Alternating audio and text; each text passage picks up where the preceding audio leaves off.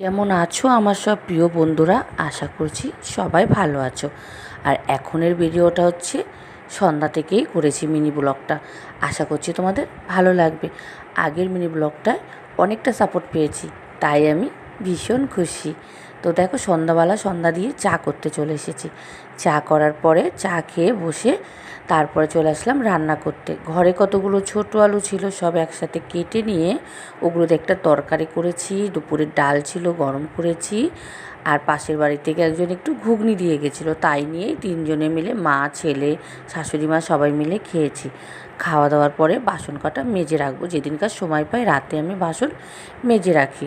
তো বাসন মাজার পরে এখন ঘরে চলে যাব, যেহেতু আমার একটা ছোট্ট সংসারটাকে একটু একটু দোকান থেকে জিনিস এনে আবার কৌটোতে ভরে ভরে রাখি। তাই তো তোমাদের কাছে আমি একটু শেয়ার করছি। তোমাদের কাছে মিনি ব্লগটা কেমন লেগেছে অবশ্যই একটু কমেন্ট করো, তাহলে না আমার খুব ভালো লাগবে ভিডিও দিতে। দেখো, আমি যেহেতু ঘরে বিস্কুট ছিল না, সেগুলো এনেছি, এনে এখন কৌটোতে ঢালবো। আর বিশেষ একটা জিনিস তোমাদের দেখাচ্ছি, সেটা হলো হলুদ। এটা আমার শ্বশুরমশাই নিজের হাতে গুঁড়ো করে আমাকে দিয়েছে, বলেছে এটা রান্না করবে, দিয়ে দেখবে কেমন হয়েছে।